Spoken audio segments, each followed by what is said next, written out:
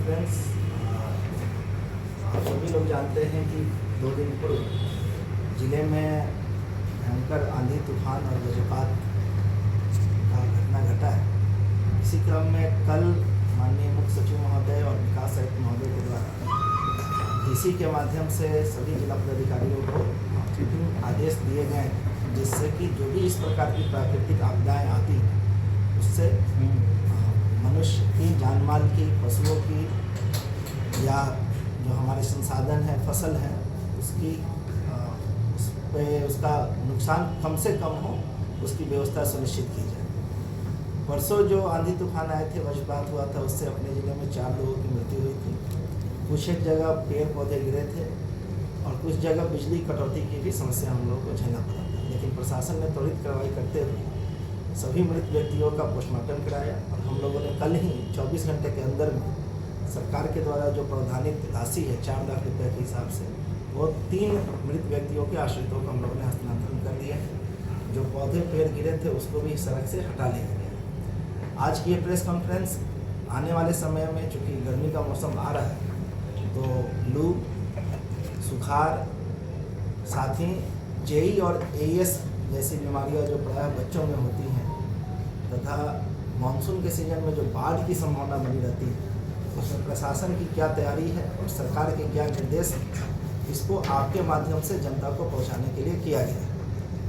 आपको बताना चाहेंगे कि माननीय मुख्यमंत्री जी के दिशा निर्देश के आलोक में आपदा प्रबंधन विभाग के द्वारा चाहे लू हो, सुखाड़ हो या बाढ़ हो, इससे निपटने के लिए एक एसओपी का निर्माण किया गया है, स्टैंडर्ड ऑपरेटिंग प्रोसीजर्स का, जिसमें जिले के सभी विभागों को क्या क्या करना है उपयुक्त परिस्थिति में, इसका बारे में जानकारी और दायित्व निर्धारण किया गया है। आपको बताना चाहेंगे कि लू की समस्या से निपटने के लिए अभी हम लोगों ने जिले के सभी 21 स्वास्थ्य संस्थानों में अलग से वार्ड की व्यवस्था की है। उस वार्ड में एसी की व्यवस्था की है। सभी पीएचसी, सीएचसी और सदर अस्पताल में जो हमारे मरीज लाइन में खड़े होकर दवा प्राप्त करते हैं या रजिस्ट्रेशन कराते हैं, वहाँ पे सेट की व्यवस्था की गई है। सभी अस्पतालों में पर्याप्त मात्रा में लू से बचने के लिए दवाइयों की व्यवस्था की गई है।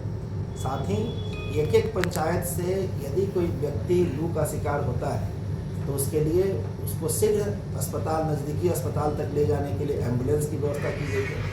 सभी स्वास्थ्य केंद्रों के एम्बुलेंस को विभिन्न पंचायतों से टैग किया गया है। साथ ही मुख्यमंत्री ग्रामीण परिवहन योजना से आच्छादित लगभग 1400 से ज़्यादा ऑटो, उनके ड्राइवर्स और मालिकों के साथ भी वार्ता की गई है और उनके भी पंचायतों को अस्पताल से टैग किया गया है और स्थानीय जनप्रतिनिधि और सामाजिक लोगों को भी इस बारे में सूचना दी गई है।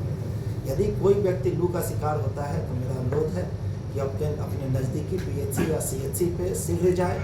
इसके लिए सदर अस्पताल आने की आवश्यकता बिल्कुल नहीं है, क्योंकि सदर अस्पताल जैसी ही सारी व्यवस्थाएं पीएचसी, सीएचसी स्तर पे कर दी गई है। वहाँ पे पर्याप्त दवा भी उपलब्ध है और अपने नज़दीकी पीएचसी का जो भी एम्बुलेंस है उससे संपर्क करें या मुख्यमंत्री ग्रामीण परिवहन योजना के जो ऑटो है उनसे संपर्क करके आप आ सकते हैं।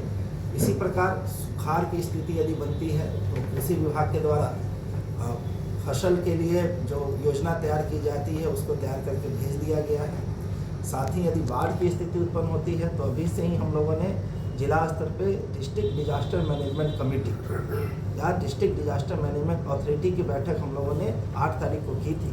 और बाढ़ के समय में या सुखाड़ के समय में या लू के समय में जो हमारे लगभग 40 विभाग हैं, चाहे वो स्वास्थ्य विभाग हो, पशुपालन विभाग हो, जिला पंचायती राज कार्यालय हो, आपदा प्रबंधन विभाग हो, ICDS हो, सभी को एसओपी के अनुसार कार्य करने का निर्देश दिया गया है।